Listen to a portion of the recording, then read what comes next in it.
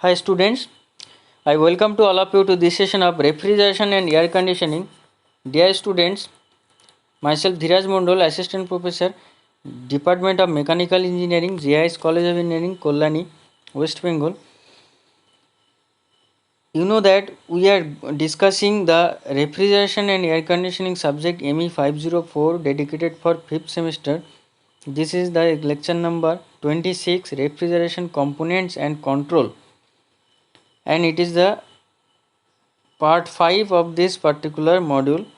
So in the previous few classes we have discussed that what is refrigeration components and what is the different devices, compressor and condenser, expansion devices, evaporator. So here last few classes I have discussed the compressor part.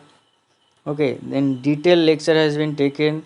More than 2 lecture has been taken on compressor. Then we have discussed the condenser. Okay, so the compressor part, after compressor we have discussed the condenser. So in the condenser I have taken one class. uh, okay, so here air cooling and water cooling condenser also discussed. So today we are going to discuss about the evaporative condenser. Okay, so the evaporative condenser, so in case of air cooled condenser, what we have seen that only air is taken for condensation purpose. Okay, but in case of water cooling condenser, what we have seen that the water is taken for condensation purpose. Okay, so in case of evaporative condenser, we will be taking both the air and water. So that is the thing, that is why it is more effective. In an evaporative condenser, both air and water are employed as a condensing medium. In this figure you can see the schematic diagram of this and the figure shows the schematic diagram of such a condenser, and water is pumped from the sump of the evaporative condenser to a spray header and sprayed over the condenser coil. Okay, at the same time a fan draws air from the both side of the condenser and discharge out the at the top of the condenser. An eliminator is also provided above the spray header to stop particles of water escaping along with the discharge air. The spray water coming in contact with the condenser tube surface evaporates into the air stream. The amount of heat for vaporizing the water being taken from the refrigerant, thereby condensing the gas. Okay, the cold water that drops down. Here you can see the cold water that drops down into the sump is recirculated in order to make up the deficiency caused by the evaporated water. Additional water is supplied to the sump. Okay, the makeup supply is controlled by a float valve. Okay, it is basically by a float valve, and an evaporative condenser occupies less space and need less power than a water cooled condenser. Okay, the most troublesome point in this condenser is the difficulty in keeping the surface of the condenser coil clean. Okay, the because of the maintenance problem, evaporative condenser are not such are not much in favor. Okay, so the maintenance problem is more. Otherwise the process of cooling or rapid cooling is will be there. The air as well as water is taken for cooling purpose. Okay, so you can see in the figure also the hot water refrigerant from the compressor is entering and the cold water or liquid refrigerant, it is coming out and it is placing to the receiver. So this is the condensing coil. In the figure it is shown, and the air is entering into the system, and air is and that means air is entering into the system and air is coming out to the atmosphere by taking the latent heat from the hot refrigerant. Okay, and also the water through the nozzle, the water spray is done, water is sprayed. Okay, and some eliminator you can see in the figure. The eliminator is used to eliminate the water particle. It should not be remove out from the system. And induced dot fan is also there, because by this induced dot fan the heated air is taken out from the system. Okay, so the evaporative condenser, and here it is your cooling pond or sump, you can see in the bottom portion. So by the help of the water pump, the cooling water is sprayed on the condenser coil. Okay, and this condenser, it can be made of the aluminum or copper. Okay, like this. Okay, so the rate of heat transfer will be more, because we are using water as well as air, and by the help of this evaporative condenser, more effective way, more condensation can be achieved. Okay, so this is the function of evaporative condenser. So I hope it is clear. Now let us discuss about the cooling tower and spray ponds. Okay, so the evaporative condenser, I hope it is clear. Now the cooling tower and spray ponds is also important in this point of view. Okay, so the the use of the cooling tower and spray ponds is made when water cooled condensers are desired and water is scarce or expensive. Where that means where you are using this, when water is expensive in this at that time we are using the cooling tower and spray ponds. Okay, the cooling tower is an enclosed tower like structure through which atmospheric air circulates to cool large quantities of warm water by direct contact. Okay, the spray pond consists of a piping and spray nozzle arrangement suspended over an outdoor open reservoir or pond, and it can also cool large quantity of warm water. Okay, so where the water is expensive, at that time we are using this one. The capacity of the cooling tower and spray ponds depends upon the amount of evaporation of water that takes place, which in turn depends upon the some factors. Okay, so what are those? So amount of surface of water exposed to air, length of exposure time, velocity of air passing over the water droplet formed in the cooling power, and wet bulb temperature of the atmospheric air. So this is these are the four factors which is depending upon this. Okay, now the cooling tower, if I am talking about the cooling tower, there are used of large installation absorption refrigeration units, steam jet system, and centrifugal refrigeration units. On the basis of the air circulation, cooling tower are classified as natural draft tower and mechanical draft tower. Okay, what do you mean by natural draft tower? The natural draft or atmospheric tower is designed to cool water by means of air moving through the tower at the low velocity, usually existing in open space. For this reason, the roof of a building is an excellent location. Okay, so the natural draft towers and the mechanical draft tower. So this natural draft tower, this cooling tower should be located such that sufficient space is available all around the tower for free movement of water, and the water returning from the condenser is spread down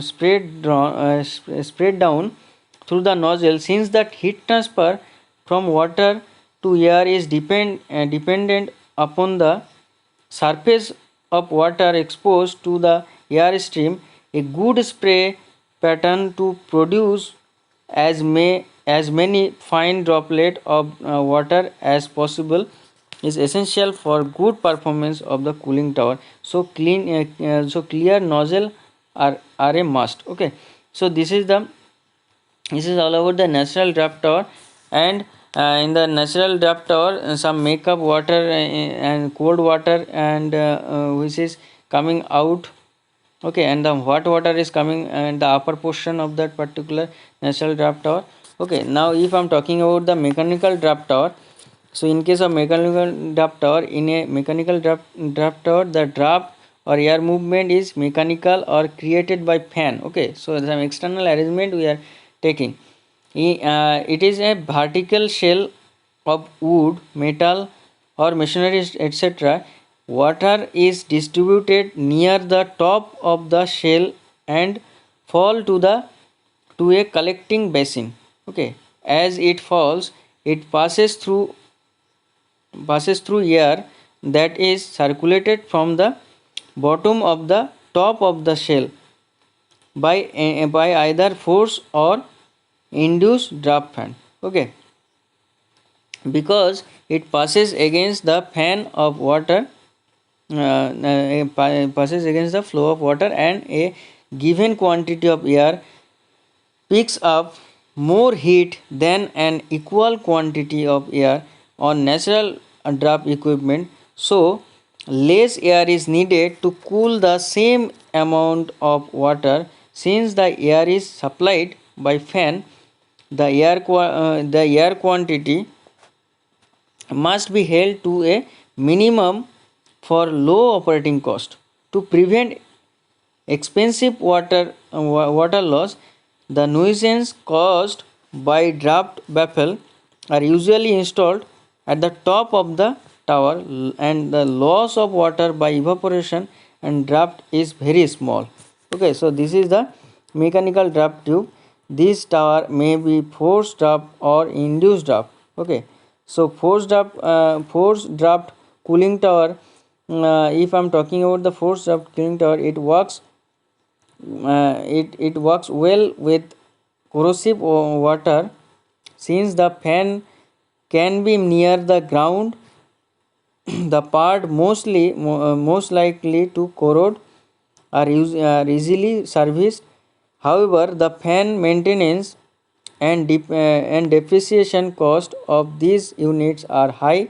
The main objective in this unit is to have heated air leave the top of the lower at a low velocity, but at time the air recirculates to the inlet of the fan, and with unfavorable winds this cut efficiency as much as 20%. During cold weather recirculation can cause ice formation on heavy equipment building or in the fan ring of the tower, sometimes breaking the fan. Okay, the forced draft cooling tower entail the following advantage: near appearance, more adaptable to architectural surrounding. By locating the fan at the top of the tower, noise is minimized. Okay, so these are the following advantages are there for forced draft cooling tower. Okay, so in case of forced draft cooling tower, we are using some external arrangements like fan, but in case of natural draft tower, we are not using any kind of fan and all this. Okay, so after that we can say the induced draft tube draft cooling tower. So in case of induced draft cooling tower, in this type of cooling tower, the fan is mounted at the top. Okay, the air movement is vertical across the filling and upward at a high velocity to prevent recirculation. If the unit is to handle small loads, the fan is mounted at one end to give a horizontal air flow.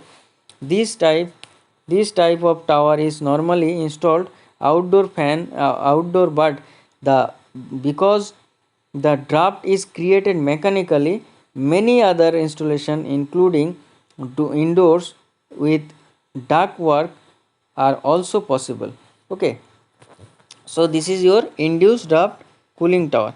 Now if I am talking about the natural spray pond, so in a spray pond, then the natural ponds were first used with water discharge near the shore, and the intake water taken from the center,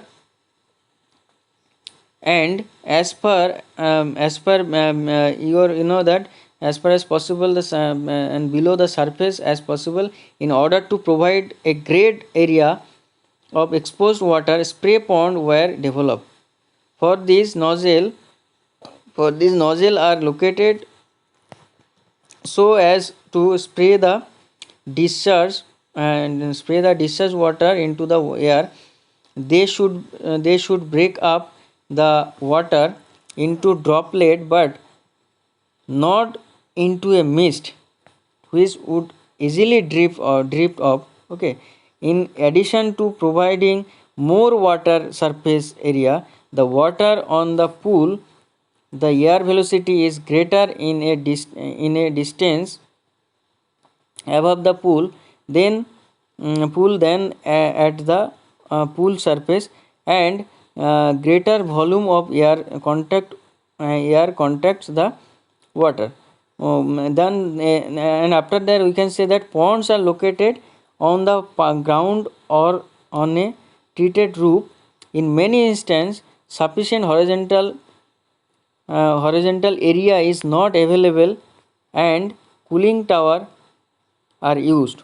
Okay, so this is all about the natural ponds, spray ponds. Okay, so after that we will know that what is expansion devices. The expansion devices are, you can see the following are the main types of expansion devices used in industrial and commercial refrigeration and air conditioning system.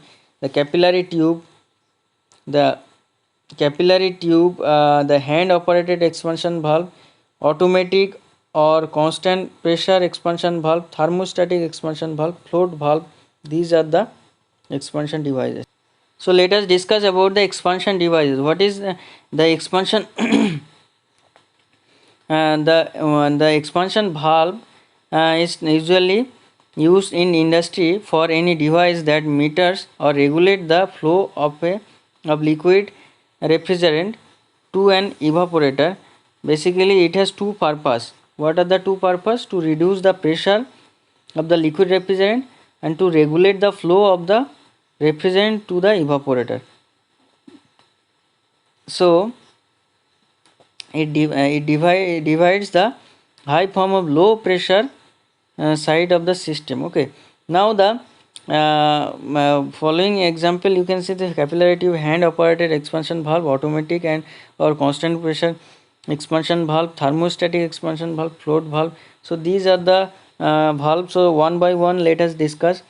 These are the expansion devices. The capillary tube, it is basically made of copper tube. Okay, so it is installed in between evaporator and the condenser.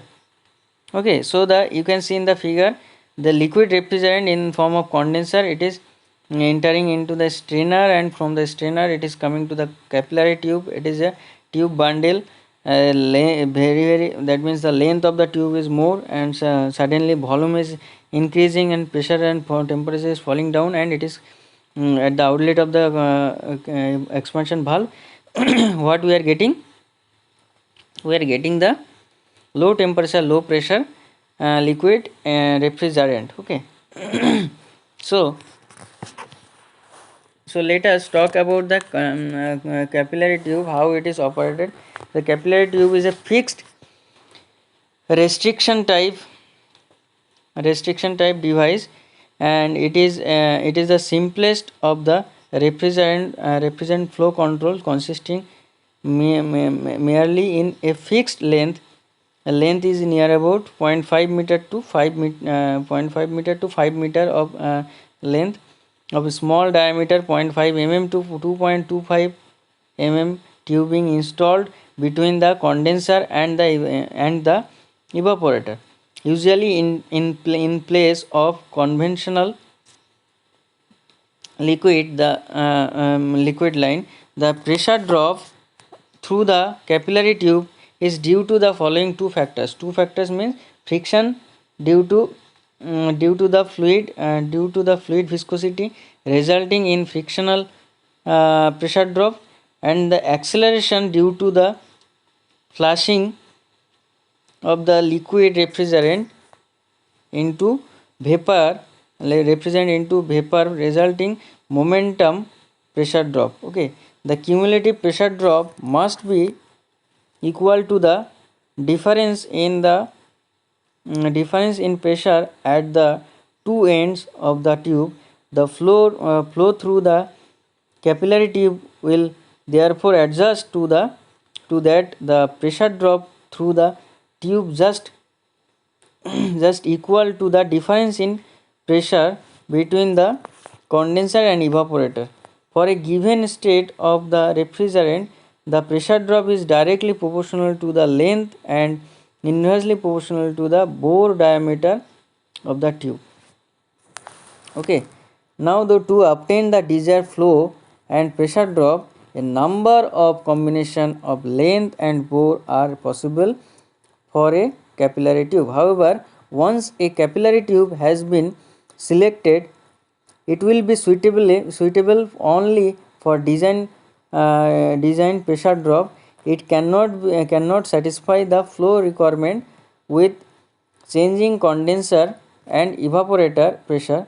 Even then, the capillary tube is most commonly used in small refrigerator, window type air conditioner, water coolers, etc.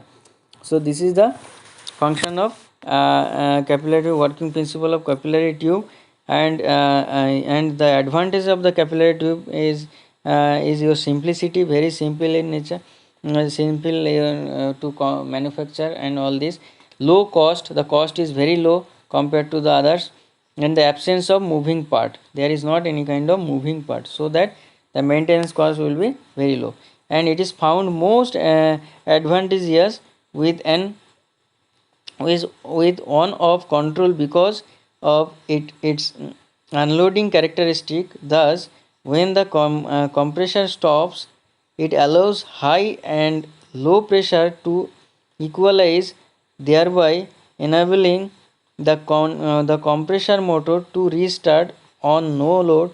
Accordingly, small low starting torque motor can be used.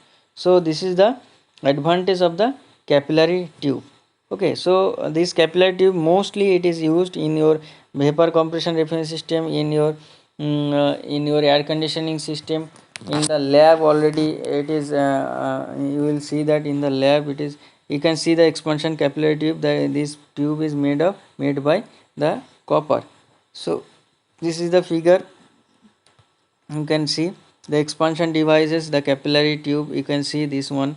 Okay, so the particular figure you can see, it is made of copper. Okay, some capillary tube copper strainer, you can see this is the copper strainer.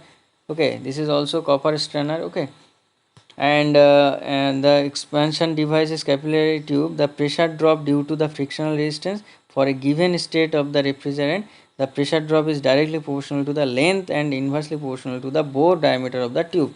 Already it is mentioned. Now the expansion device, hand operated expansion device, we have to discuss here. So what let us see what is the function of hand operated expansion device. So in this figure you can see the hand operated expansion valve. Okay, or expansion device.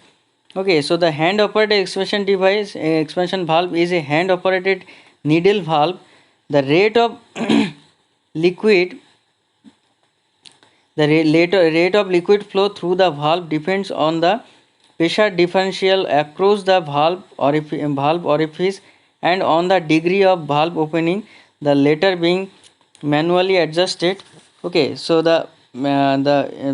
this is suitable for use only on the large system where an operator is on duty and where the load on the system is relatively constant.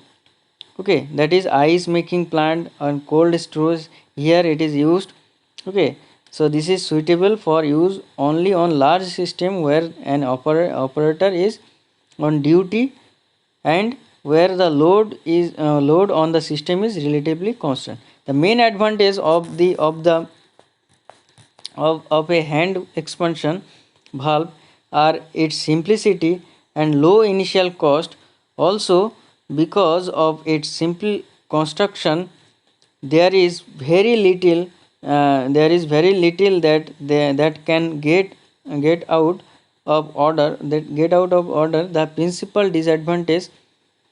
Okay, so the advantage is that of hand expansion valve are its simplicity and low initial cost, and also because of its simple construction, there is very little that can get out of order. Okay, and the principal disadvantage is that an operator must be available at all times to make the necessary adjustment to meet the changing the load condition. So very disadvantage we will observe here, because the main disadvantage is that an operator must be available at all time. So all the time we need to observe that particular your hand of expansion device, hand operator expansion valve, because why?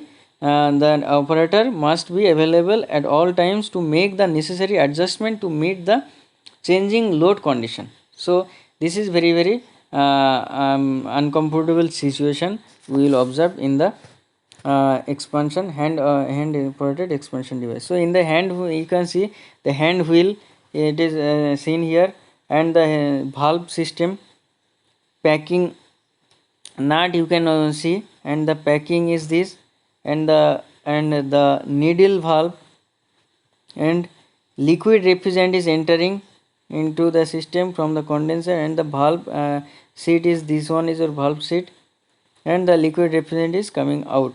So what happened, by the help of this expansion devices, the particular liquid refrigerant, whatever the liquid refrigerant is coming from the condenser, it is suddenly expanded, and then what happened, the pressure and your temperature is falling down. As a result, we are getting some low temperature, very low temperature and low pressure liquid refrigerant which is entering into the evaporator section. Okay, so this is all about the hand expansion valve, and the expansion devices, it is mainly six basic type of refrigerant flow control devices: hand expansion valve, automatic expansion valve, thermostatic expansion valve, capillary tube, low side float and high side float.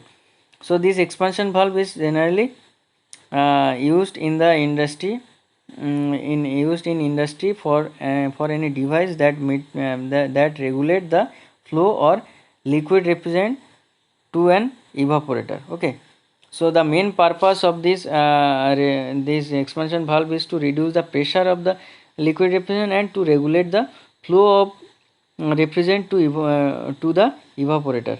Okay, so this is all about the hand operated expansion device and the capillary tube, tube and the copper strainer you have seen already, you have observed in your home also. You can see in your fridge there is some your capillary tube, so inside the fridge it is situated. Okay, so what happened, by the help of the expansion device, the temperature is falling, minimizing, and we are getting our desired temperature, and which is needed for the refrigeration effect. So this is the end of the video. The next class will be discussing about the thermostatic expansion valve. We will be discussing the evaporator. Okay, so there are a lot of evaporators, so we will be discussing all this. So today up to this, and I hope that you are enjoying the lecture, you are enjoying the session. If you are having any doubt, you can ask me in the comment section, or you can email me. My email id is dheeraj.mondal@jiscollege.ac.in. okay, so today up to this, thank you for listening.